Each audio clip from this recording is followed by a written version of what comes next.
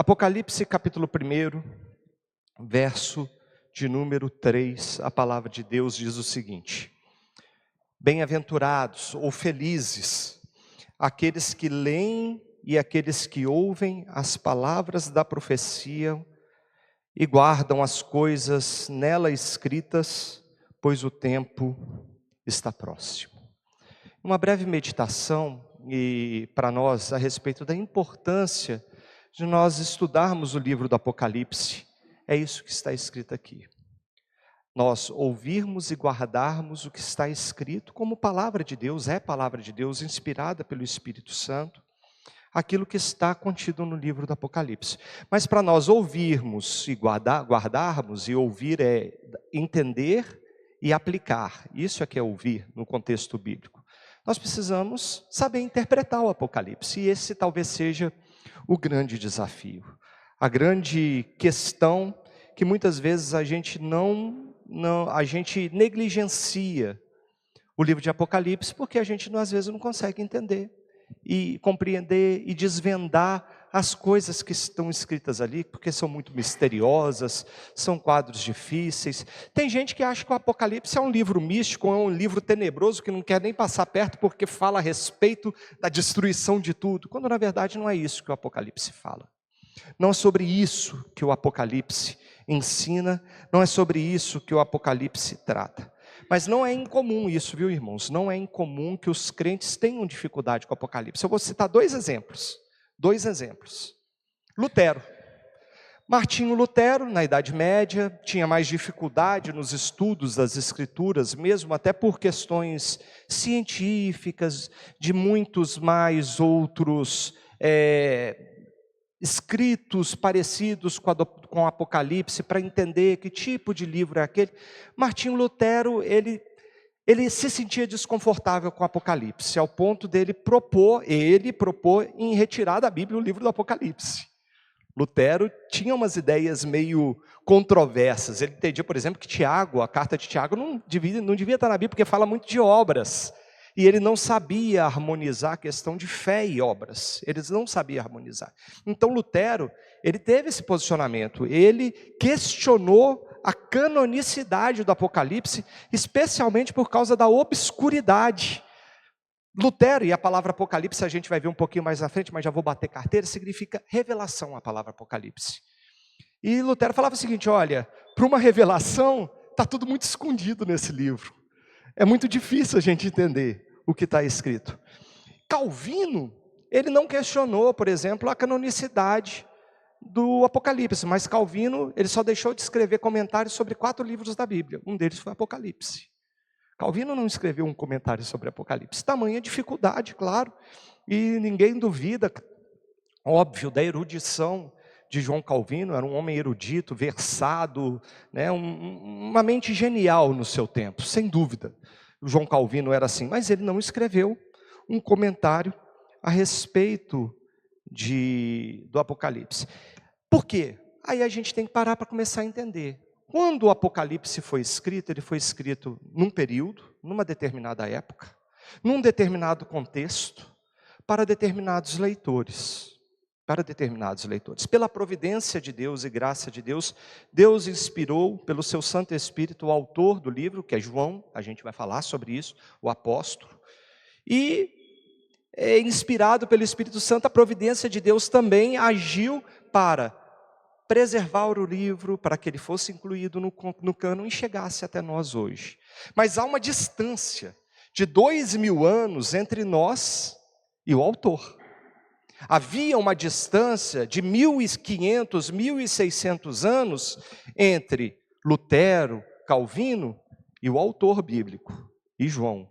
Eles tinham, naqueles anos, no século XVI, menos recursos que nós hoje, em termos de ciência, manuscritologia, entendimento de literatura e etc., para interpretar o livro. Hoje nós temos muito mais condições, muito mais material, inclusive, e a gente vai conversar sobre isso hoje, inclusive semelhanças entre outros escritos antigos e o escrito de Apocalipse, para poder entender melhor do que se trata o Apocalipse. É claro que nem todas as lacunas estão preenchidas nos nossos dias, nem todas. Mas a gente pode parar e fazer algumas reflexões e trazer alguns questionamentos para nós acerca do livro do Apocalipse. Primeiro, eu vou abrir, e não é uma pergunta retórica não, tá gente? Vocês podem abrir, falar, perguntar, para a gente discutindo e pensando junto. O que você pensa sobre o Apocalipse? E é mais ou menos isso, o Apocalipse é a história do fim da história, mas não é só a história do fim da história, também é a história de um novo começo, de uma nova história. O Apocalipse é mais, por isso eu mudei ele para novos céus e nova terra, que marca essa transição do fim de uma história para o início de uma outra história, né? Uma nova criação de Deus. Mais o quê? O que vocês mais acham a respeito do livro de Apocalipse? Fala, Luana. Um spoiler da próxima vinda de Jesus, muito bom, muito bom. Alexandre, o fim é bom, né? O fim é bom. Quando vai falar Apocalipse, pensa nisso, né? Uma coisa misteriosa, o caos. Os filmes, então, filme apocalíptico, Apocalipse zumbi, né? O Apocalipse zumbi, aquela coisa bem, né? Walking Dead, assim, né? E aí a pessoa já associa, atrela, Apocalipse é essa imagem. Vamos falar um pouco sobre isso, é por aí também. O Apocalipse, ele não fala só do que vai acontecer, mas ele fala a respeito de realidades daqueles dias e que dizem respeito a nós hoje. Esses assuntos aí a gente vai começar a ver nas próximas aulas. Eu vou aproveitar a fala da Luísa, todos ouviram? Porque o livro fala muito a respeito do cordeiro que foi morto, que é digno de abrir o livro, que é digno de abrir o selo, e vai mostrando. E a gente vai ver que o Apocalipse, isso aí eu já estou adiantando lá da frente, ele é escrito em ciclos. Existem ciclos que ele trata a respeito. Muitas vezes esses ciclos são paralelos cronologicamente. O livro do Apocalipse não está necessariamente numa linha cronológica.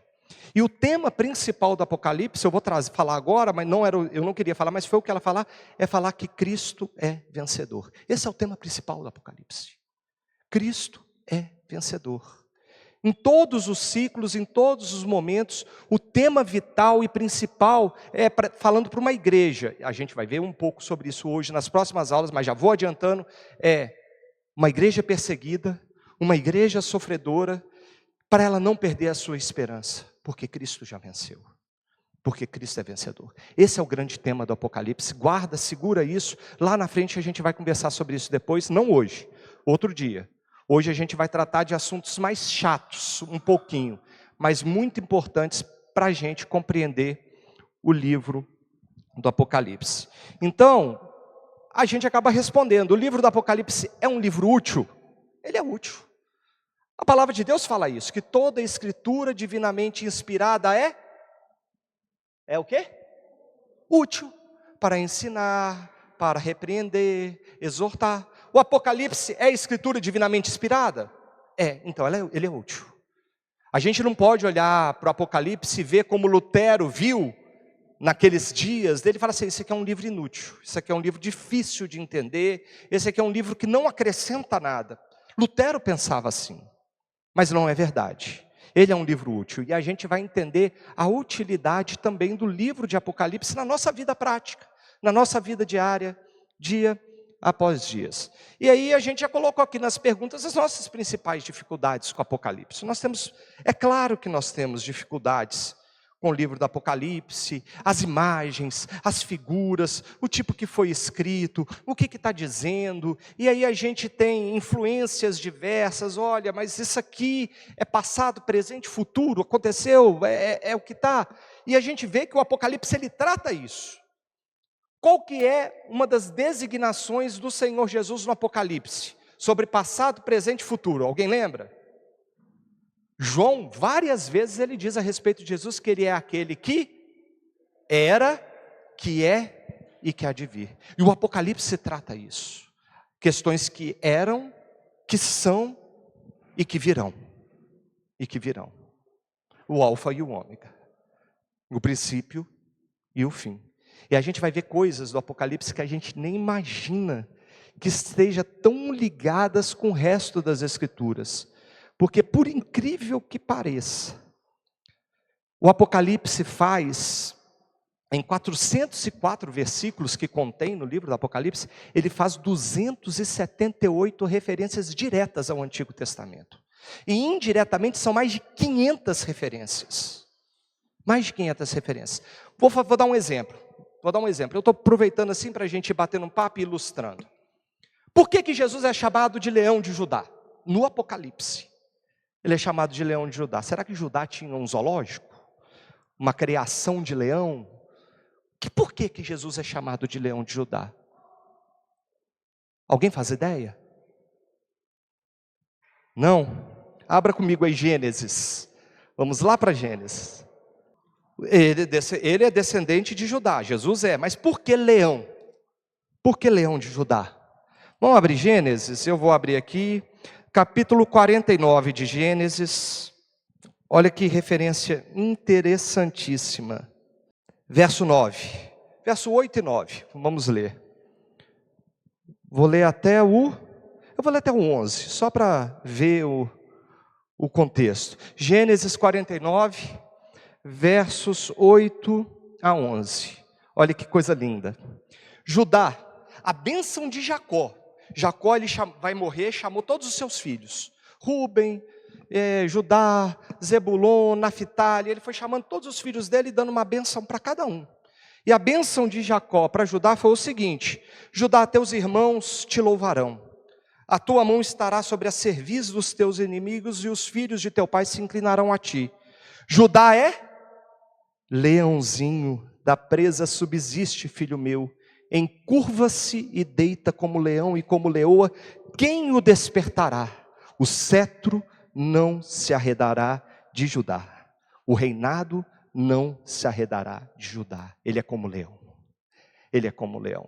E Jesus vem como sendo o cumprimento da profecia de Jacó em Gênesis 49, apontada lá no Apocalipse.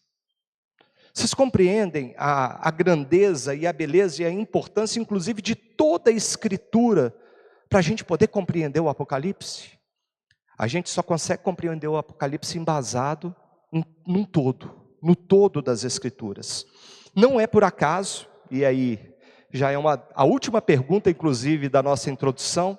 Eu disponibilizei esse material todo escrito, tá lá no grupo. Deu um trabalhinho para fazer, porque tem muitas referências, foi um trabalho mais de pesquisa mesmo, para ajudar os irmãos, ficou bem rico esse material. Cortou ali o finalzinho para mim aqui, mas aqui por que Apocalipse é o último livro da Bíblia? A última pergunta, vamos começar por ali. Ele tem um motivo para ser o último da Bíblia, e Apocalipse não é apenas o último livro colocado, organizado, mas ele é o último livro escrito. O último livro a ser escrito, João provavelmente, a gente vai tangenciar, escreveu na última década do século I, quando ele estava preso numa ilha, uma ilha-prisão chamada Patmos, lá no sul da Grécia, e aí ele teve as visões no mar Mediterrâneo, e ele teve as visões do Apocalipse, escreveu o livro do Apocalipse. Mas há um motivo claro, para Apocalipse ser o último livro da Bíblia. Ele vai encerrar toda uma história que começou no Gênesis.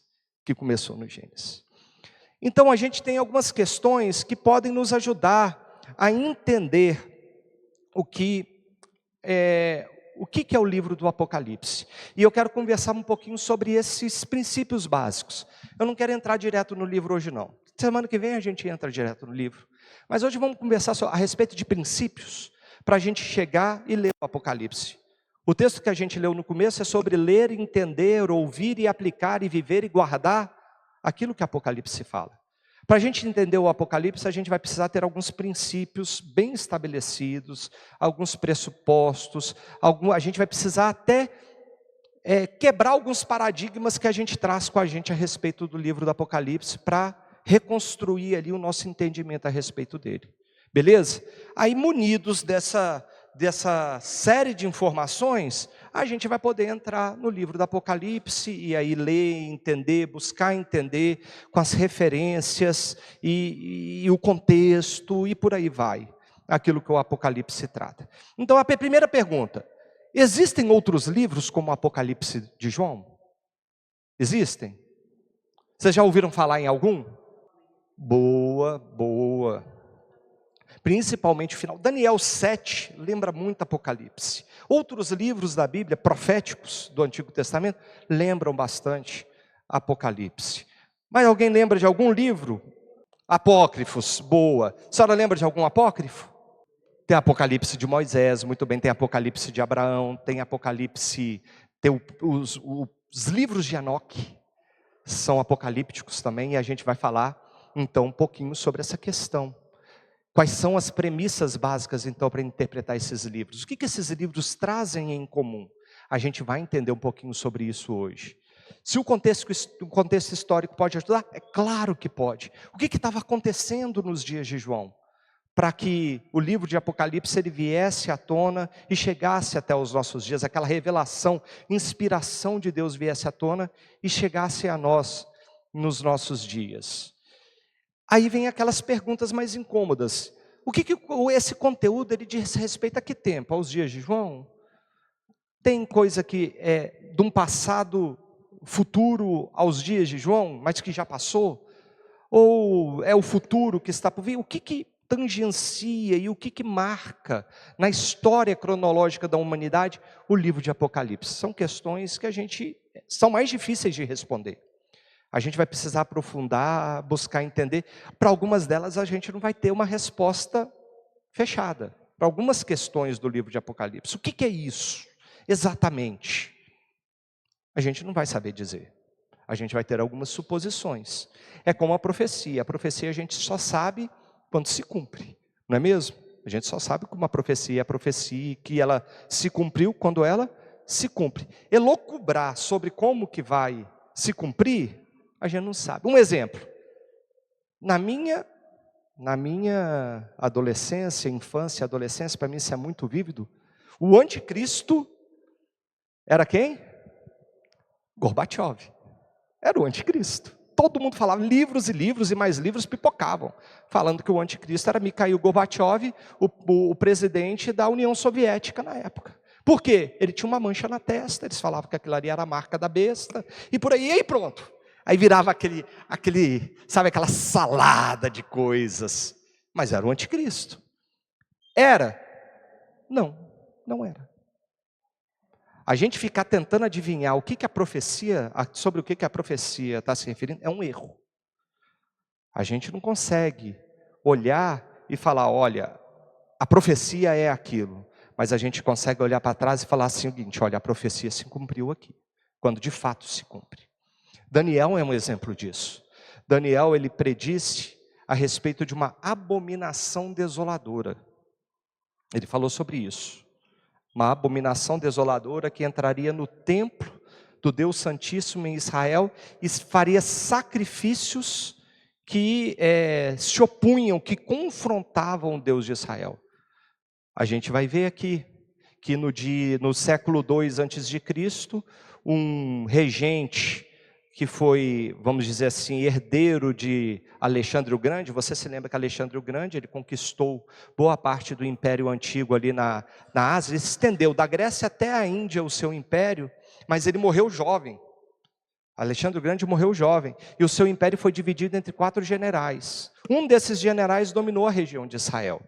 E o descendente desse general entrou um dia no templo de Israel, colocou estátuas de Zeus dentro do templo de Israel e sacrificou uma leitoa no altar do holocausto. Abominação desoladora. A gente olha a profecia de Daniel e a gente pode olhar para trás e a própria palavra de Deus corrobora com isso e fala assim, aquilo que aconteceu 2 séculos antes de Cristo foi o cumprimento da profecia de Daniel. A abominação desoladora no templo de Jerusalém. Então, meus irmãos, a gente vai ver algumas questões que a gente vai poder chegar à conclusão. Olha, esse pedaço aqui aconteceu, não aconteceu. As visões que se tem do Apocalipse, a gente vai conversar sobre isso na próxima aula. Se ele diz respeito ao passado, ao presente, ao futuro, se é um misto de todas as coisas. E se os eventos narrados são literais. E talvez aqui seja o grande erro na interpretação do Apocalipse. A gente pegar o que está escrito e achar que aquilo ali é literal. Esse é o maior problema. É o maior problema que os evangélicos, de uma forma geral, especialmente os evangélicos, incorrem. em olhar para um texto que fala a respeito de 144 mil homens e julgar que aqueles 144 mil são o remanescente que vão herdar e entrar no céu e por aí vai, quando aquilo ali não é bem isso que está sendo dito no livro. Não é bem isso que está sendo dito no livro do Apocalipse. Então, a nossa jornada vai começar a respeito do livro de Apocalipse. E a gente vai começar então pelo começo. Vamos pensar a respeito dos pressupostos para interpretar a Bíblia. Quando a gente vai chegar para a Bíblia, o que a gente traz com a gente para ler a Bíblia e interpretar? Eu dei uma aula sobre isso ano passado. A gente vai chegar para a Bíblia, alguns critérios, alguns princípios já estão colocados, não são objeto de discussão. São artigos de fé. São artigos de fé.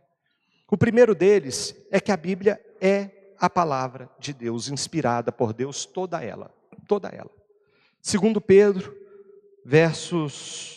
Pedro, capítulo 1, verso 20 e 21, vai falar isso, que homens santos do passado, inspirados por Deus, eles receberam as Escrituras. Pedro fala. 2 Pedro, capítulo 1, versos 20 e 21. Ah, pastor, mas isso é, por que isso é um pressuposto? O pressuposto é essa ideia. Vamos lá. O ateu, ele chega na Bíblia, ele traz um pressuposto a respeito da Bíblia. Ele já tem uma conclusão, antes mesmo de ler, a respeito da Bíblia. Ele fala assim, não, isso é um livro escrito por homens. O crente, quando ele se aproxima da Bíblia, antes mesmo de ler, ele já tem esse artigo de fé, uma pressuposição, antes mesmo de ter contato. Ela é a palavra de Deus. Tem gente que vai chegar perto da Bíblia e vai falar assim, não, isso aqui é uma obra de ficção. Antes mesmo de ler, ele já tem preconcebido, um preconceito, uma pressuposição a respeito da Bíblia. Um dos pressupostos para a gente interpretar a Bíblia é a palavra de Deus. Isso não é uma questão que precisa ser provado, que precisa ser estudado, esclarecido, e eu chegar a essa conclusão à medida que leio. Não, você vai ler já sabendo, é a palavra de Deus. É a palavra de Deus. O segundo pressuposto é que a Bíblia ela é inerrante naquilo, infalível naquilo que ela propõe. O Senhor Jesus disse isso. Lá no Evangelho de João, capítulo 10, verso 35, Jesus diz, a Escritura não pode falhar. A Escritura é infalível. Um terceiro pressuposto é que a Bíblia é autoridade de fonte e fé. A Bíblia é autoritativa, ela é a autoridade última sobre todas as coisas. Não é o pastor, não é a palavra do pastor. Se a Bíblia é a palavra de Deus e Deus detém toda a autoridade, logicamente a Bíblia é a expressão da autoridade de Deus. Ela traz em si toda a autoridade divina. E Isaías 55:11, Isaías vai falar, a minha palavra não voltará para mim vazia, ela fará tudo o que me apraz, tudo o que eu determinei para que ela faça. Tudo. A Bíblia, a palavra de Deus, é autoritativa. E por fim, ela é suficiente. Ela é suficiente para tratar os nossos corações, questões de fé, de prática. O Salmo 19 fala sobre isso, o Salmo 119 fala sobre isso, né? Que a lei do Senhor é perfeita, restaura a alma, os mandamentos do Senhor são puros, iluminam os olhos, e por aí vai. Lá em Timóteo ele vai acrescentar naquele texto que a gente leu, que toda a escritura divinamente inspirada é útil para ensinar, para redarguir, para exortar em amor, e ela é suficiente para isso. Então, esse é o primeiro ponto que a gente tem que ter em mente quando a gente interpreta a Bíblia, não só o Apocalipse, qualquer livro da Bíblia. A gente vai se aproximar dele, a gente traz esses pressupostos para a interpretação.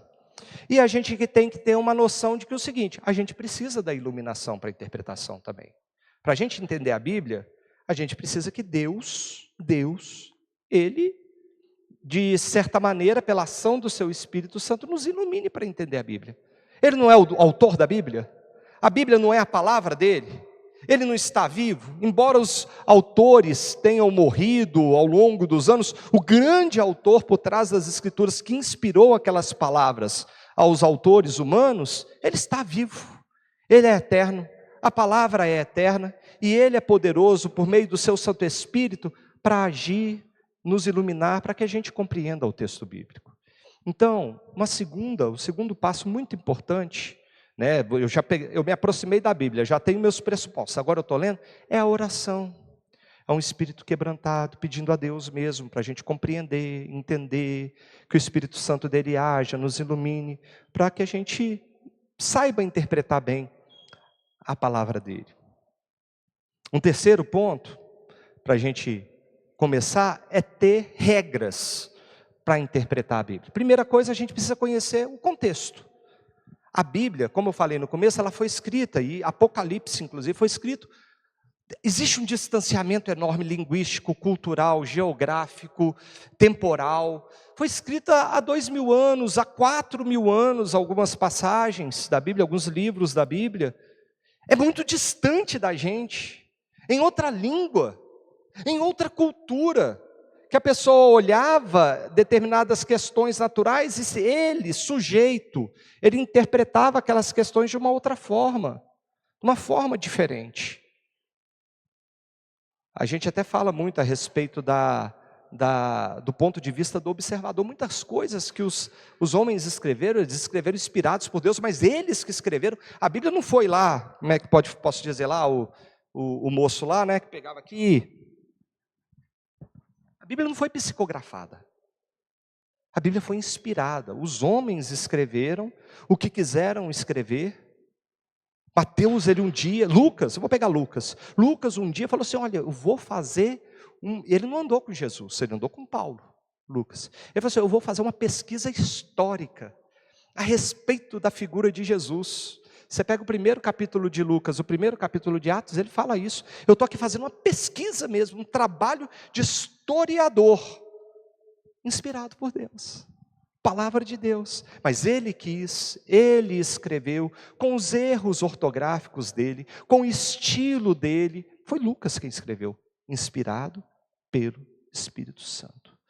Então, a gente precisa conhecer, por isso, o contexto histórico-cultural, porque os autores estavam inseridos nesse contexto histórico-cultural, que é um outro universo, é uma outra realidade completamente diferente de nós, hoje no século 21, no Brasil, no mundo ocidental. É completamente diferente. A gente tem que ter alguns lampejos, pelo menos, alguma compreensão a respeito do pano de fundo histórico, cultural, linguístico, geográfico, do que está acontecendo no texto bíblico. Não só para Apocalipse, qualquer texto da Bíblia. O segundo é entender a mensagem transmitida. A gente tentar entender o que está sendo dito ali, que talvez é o mais complexo. Porque entender a mensagem transmitida é você se colocar no lugar dos leitores originais. Lucas escreveu o livro dele para um público. A gente vai ver que João escreveu o Apocalipse, Deus, a revelação de Jesus, mandou ele escrever o Apocalipse para um público estabelecido, que era o destinatário daquele livro. Lucas escreveu o Evangelho, o livro de Atos, para uma pessoa, que ele chama de Teófilo. Foi para ele que Lucas escreveu. Quando Teófilo leu o que Lucas escreveu, como é que Teófilo entendeu o que Lucas tinha escrito? Como é que ele recepcionou aquilo? Se colocar no lugar do leitor original, talvez seja a parte mais difícil. E aí a gente vai precisar de muitos outros recursos para entender. A gente vai precisar ver aquele livro dentro do contexto que ele foi escrito. A gente vai ter que pegar aquele livro e ver num contexto maior, talvez um contexto de toda a Bíblia. Igual a gente acabou de fazer com Apocalipse aqui sobre o leão da tribo de Judá, e lá em Gênesis, para entender o que estava sendo dito.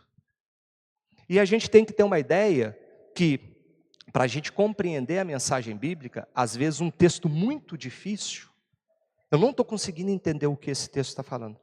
Ele vai ser esclarecido por um texto mais fácil da Bíblia. Esse é um princípio de interpretação elementar quando a gente lê a Bíblia. Esse texto aqui é muito difícil. Tem algum texto mais claro, mais fácil, mais direto, que fala a respeito desse assunto? Tem. O que esse outro texto diz? Diz aquilo. Então dá para eu entender melhor o que está sendo dito a respeito desse texto aqui. Passagens mais claras trazem luz a passagens mais difíceis da Bíblia. E por fim, eu deixei por fim de propósito esse não seria o último não, no grau de importância, ou talvez eu deixaria por último para falar sobre entender a mensagem transmitida, que é muita coisa para falar, mas a gente precisa compreender o contexto literário, a estrutura literária, o tema literário ou a forma literária do livro, aquilo que a gente chama de gênero literário. Por quê? Você vai ler uma revista Veja. Você lê a revista Veja, lá, você leu a notícia a respeito de como a crise no Oriente Médio afetou o preço do petróleo cá no Brasil. Está lá na revista Veja. Você fechou a revista Veja.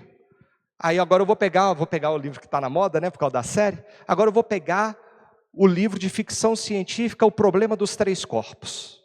Você vai ler do mesmo jeito que você leu a Veja? São propósitos completamente diferentes.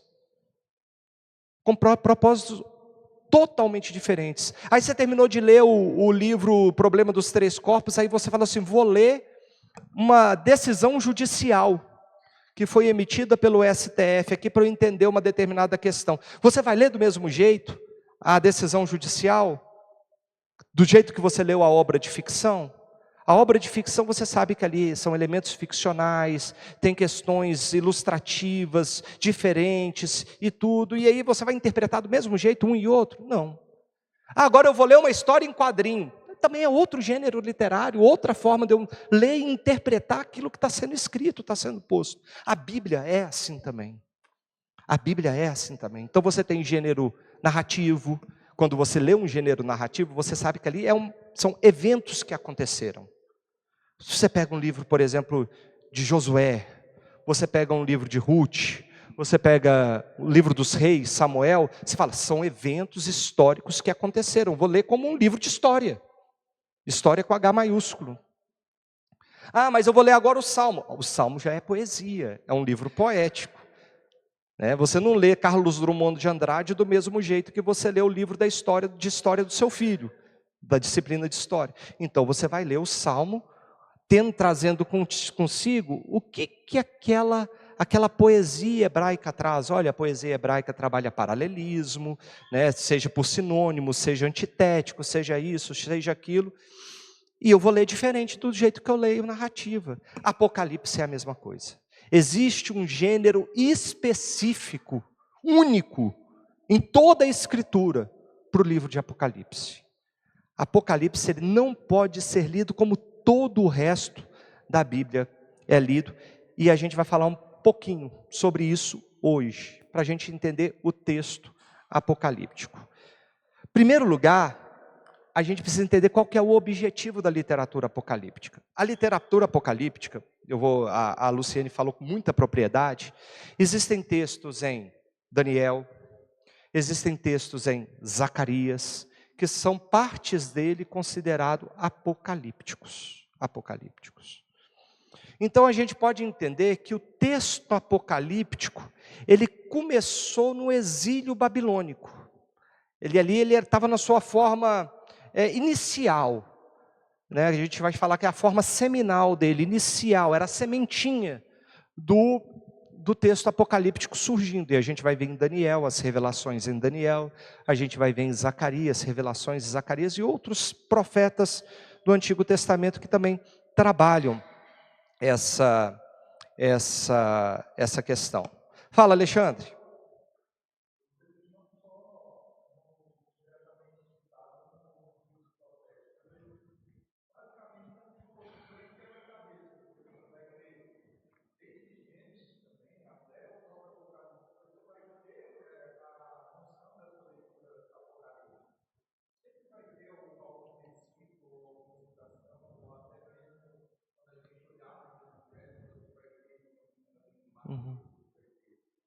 Sim, mas como gênero literário, ele vai surgir no exílio. Ele vai surgir como um gênero, como um tipo de escrita específico, ele surge no exílio. Só que ele ganha força mesmo 200 anos antes de Cristo. 200 anos antes de Cristo. E ali pipocam vários outros tipos de literatura apocalíptica. Como eu disse aqui, os livros de Enoque, Apocalipse de Moisés, Apocalipse de Pedro, Apocalipse de Abraão. Existe uma série de livros que a gente chama de livros pseudepígrafos. Nome feio da pleura, mas por quê? A pessoa, ela escrevia o livro e colocava o nome de outro. Era um pseudônimo que ele usava. Só que ela usava o nome de um pseudônimo, não um nome inventado, tipo Stanislau Ponte Preta, não. Ela usava um pseudônimo de um nome famoso, da cultura judaica, daqueles dias. Então, vou colocar o nome aqui, vou colocar aqui que Orbélio escreveu. Não, vou botar que Enoque escreveu, o cara que foi o 7º depois de Adão, e ele subiu ao céu. Foi trasladado por Deus, vai dar muito mais peso, muito mais credibilidade. E se eu escrever, ou o Orbélio escrever alguma coisa que desagrade alguém, desagrade o governo, desagrade a cultura, a sociedade, eu estou escondido atrás do pseudônimo, eu me resguardo. Era isso que acontecia. Então, esses livros são chamados pseudepígrafos, foram escritos por trás de pseudônimos, mas, por exemplo, como é que Apocalipse de Abraão, que viveu 2000 anos antes de Cristo, como é que Apocalipse de Abraão vai aparecer 200 antes de Cristo? Complicado. Alguém usou o nome de Abraão para escrever o livro, pseudepígrafo, o Apocalipse de Abraão. Mas veja bem o período. Ele surge com força como livros mesmo, dedicados, exclusivos. Não é no exílio, é 200 anos antes de Cristo, e isso perdura até 200 anos depois de Cristo. Há uma coincidência em todas essas coisas. Primeiro, quando surge o escrito apocalíptico, lá em Daniel, Zacarias, etc., foi no meio do exílio. Israel estava exilado, Judá estava exilado, perseguido, humilhado, uma situação muito difícil, muitas provações. Passa-se um tempo, Judá volta para sua terra natal, Jerusalém, vem a invasão helênica. Os Seleucidas, que era de Seleuco, um dos generais de Alexandre o Grande, os Seleucidas, eles dominam a região de Israel. E um dos descendentes dos Seleucidas, Antíoco Epifanes, é o cara que vai lá sacrificar a leitoa no altar do holocausto, dentro do templo de Jerusalém. E o povo de Israel oprimido, o povo de Israel machucado, há uma revolta que traz uma libertação muito grande, chamada revolta dos Macabeus. Os Macabeus, então, eles se revoltam e se opõem àquele regime de Antíoco Epifanes e dos seus descendentes, e Israel fica livre da dinastia Seleucida, dos gregos, macedônios. Mas aí vem o Império Romano, domina Israel, e vem peso de novo sobre Israel, muito peso, e aí vem um novo momento de provação, especialmente para os cristãos, vem a perseguição debaixo do Império Romano, dos imperadores romanos. O pior deles no início da caminhada cristã, sem dúvida foi Nero. Em todas essas ocasiões, vejam bem, foram ocasiões onde proliferaram os escritos apocalípticos. E eu falei no início, qual que é o grande objetivo do escrito apocalíptico? Entendi através de código, mas o que tem em comum nessas 3 eras? A perseguição, o sofrimento. O objetivo principal da literatura apocalíptica, eu estou colocando aqui o todo, tá? Os escritos apocalípticos, não somente o Apocalipse de João, é trazer esperança, é trazer consolo, é trazer refrigério, é trazer renovo à pessoa que estava lendo. Todos eles. E a mensagem era sempre uma mensagem de uma vitória gloriosa sobre aqueles que estavam oprimindo o povo. Então, só ver aqui para o acompanhamento, e caminhando também o horário ali, a gente interrompe hoje aqui, continua semana que vem, se for o caso, tá? Tem problema não. Eu já tinha meio que imaginado que essa aula aqui levaria 2 aulas para dar, por causa do conteúdo. Inclusive a própria apostilazinha não ficou pequena, não, foram 17 páginas. Então, a gente olha para ele, e para o Apocalipse, e a gente vê também que algo de comum que há nesses livros é a natureza revelatória. Há uma revelação sendo transmitida. Há algo desconhecido sendo trazido ao conhecimento. Uma coisa que era comum também nos textos apocalípticos era, como eu disse, a pseudonímia. São raros os livros apocalípticos, os escritos apocalípticos, a literatura apocalíptica que não usa pseudônimo para o autor. São poucos. Isso vai ser mais evidente no apocalipticismo cristão.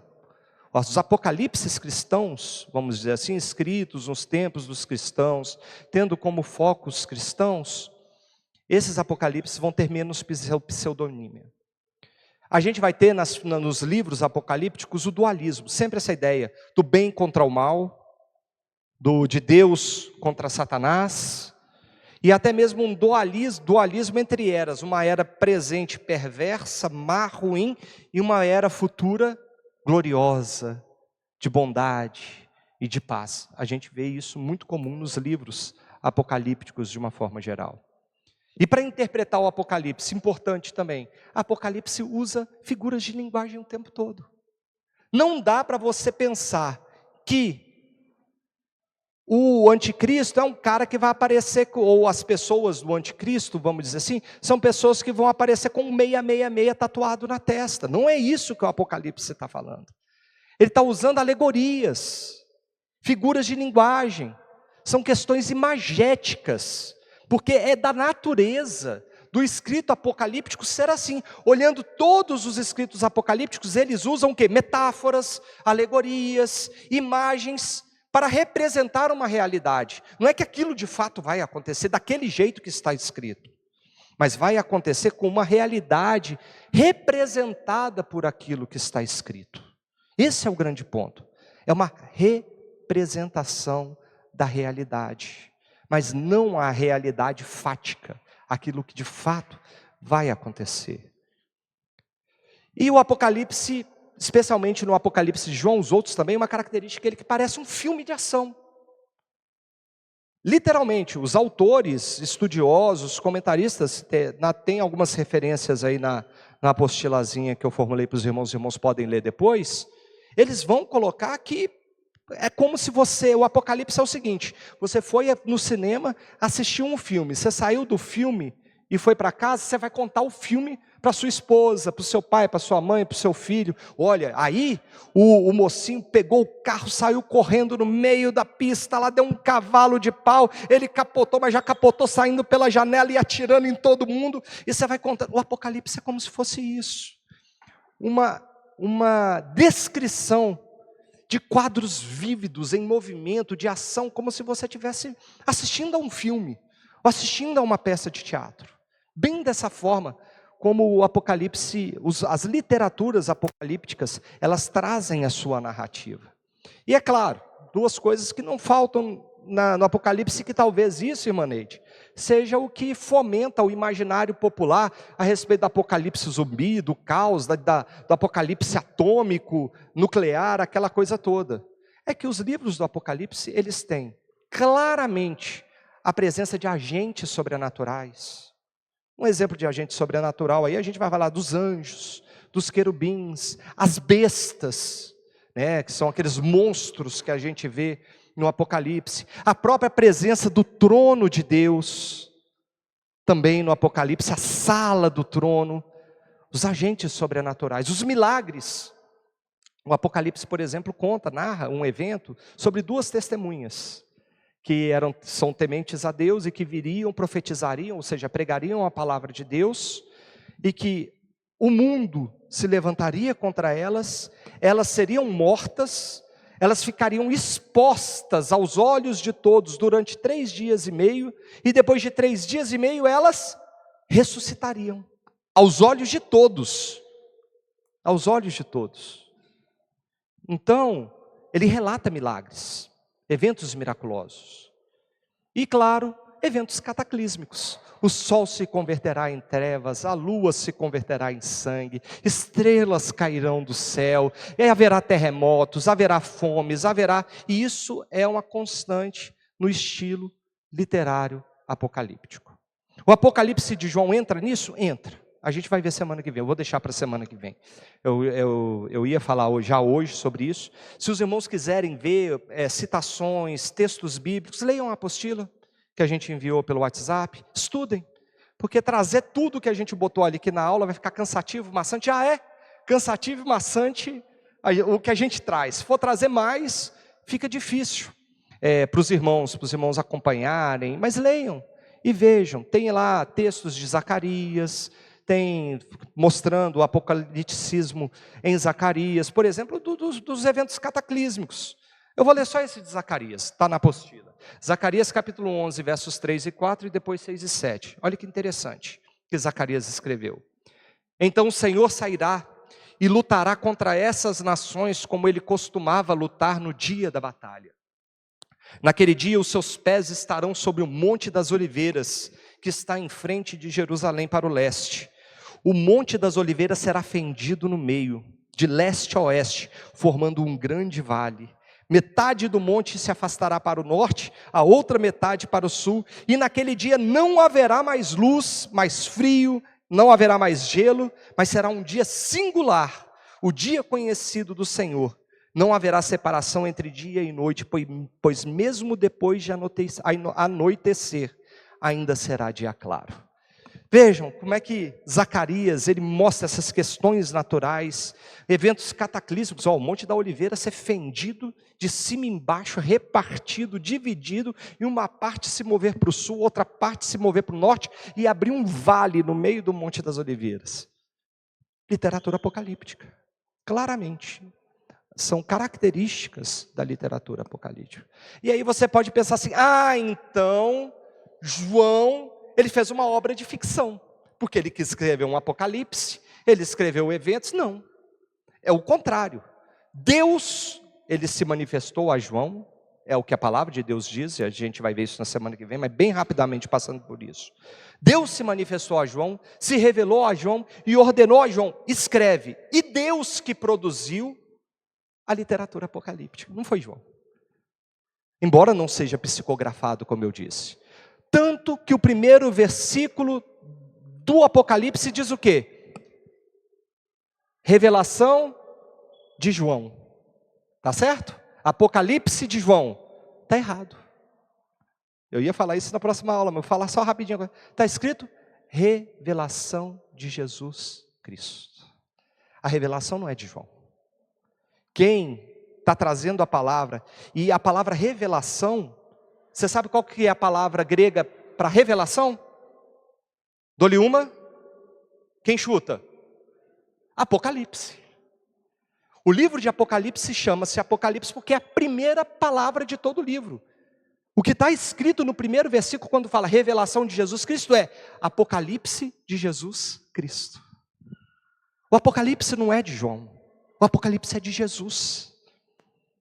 Ele que trouxe a mensagem a ser transmitida, ele revelou e ele ordenou a João, escreve o que você vai ver. Aí João, ele não foi psicografado, ditado no ouvido dele, não, ele foi escrevendo deliberadamente, segundo ele quis, aquilo que ele foi vendo, aquilo que ele foi presenciando, aquilo que ele foi testemunhando.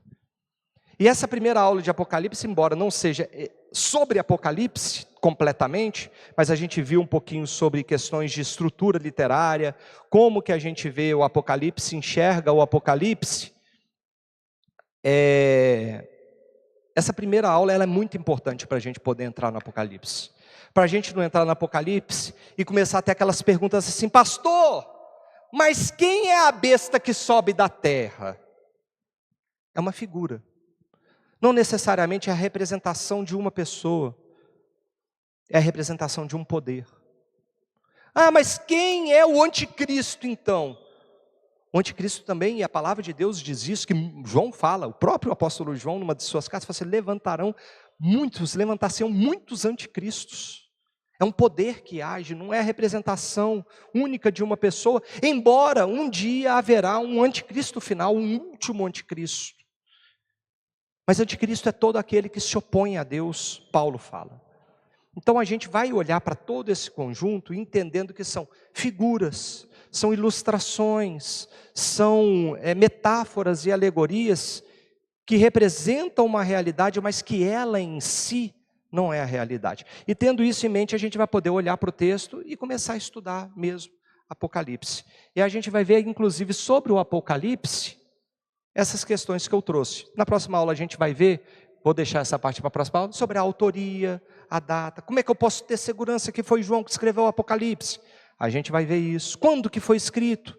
Já adiantei, mas a gente vai ver algumas evidências históricas que trazem a autoria para João, que não há pseudonímia no Apocalipse, que aqueles eventos foram de fato, aqueles eventos de fato aconteceram, o que ele presenciou, o que ele testemunhou, ele viu mesmo, ele não criou na mente dele, né? E que a gente vai ver que o Apocalipse é mais do que um texto apocalíptico. Sobre essa questão de gênero literário, o Apocalipse não é só um texto apocalíptico, tem mais coisa dentro dele que vai ajudar a gente a entender o Apocalipse. Aí a gente vai ver a estrutura do Apocalipse e ver como é que também ele, como o Apocalipse ele vai se desenrolar para depois a gente começar a entrar em cada evento do Apocalipse narrado pelo Apocalipse para a gente poder interpretar juntos. Fechado? Podemos fazer assim? Então, amém, amém. Alguma dúvida, Maneide? Mas a questão, Maneide, é que, bem rápido sobre isso, é que a gente está muito distante do contexto cultural e os leitores não estavam. Então, por exemplo, para uma pessoa, talvez do Rio Grande do Sul, não seja fácil ler uma literatura de cordel do Nordeste, por causa da cultura. Mas para o sergipano, para o cearense, é fácil. Ele entende fácil, porque está na cultura dele, está muito próximo da realidade dele. A questão é que o Apocalipse está muito longe da nossa realidade. Mas estava perto da realidade dos cristãos de 2000 anos atrás, daquela região. Mas porque são literaturas diferentes. E na nossa cultura a gente não tem uma literatura parecida com o apocalíptico. A gente não tem. Então a gente não tem familiaridade, mas eles tinham familiaridade. Exatamente, por aí. Essa é a ideia mesmo, de quem leu Nárnia, quem leu... Fala, Rafa. Embora Apocalipse seja uma revelação, nem tudo Deus quis revelar no Apocalipse. Isso é fato. Isso é fato. Obrigado pela contribuição, Rafael. Vai ter coisa que está ainda carecendo de maior esclarecimento. Revelação que a gente vai conhecer só no fim das coisas. Perfeito. É um único livro. E, na verdade, até, Paulo, porque Paulo está fazendo referência ao fim do Apocalipse, eu ia deixar para tratar isso mais lá no final do nosso curso. Mas bem rapidamente, ele está fazendo referência a uma maldição que o Apocalipse traz, para que qualquer pessoa que retirar qualquer parte do livro, ou acrescentar qualquer parte do livro, que há uma maldição sobre ela por causa disso. E justamente nesse cuidado que a gente tem, nesse temor que a gente tem, para a gente ser muito honesto na interpretação do Apocalipse, para nem acrescentar e nem remover coisas do livro. Mas há algo interessante, Paulo, que o Apocalipse, esse é um dos motivos pelos quais o Apocalipse, ele fecha o cânon, né? Porque Deus está falando a respeito de toda a sua palavra, inclusive.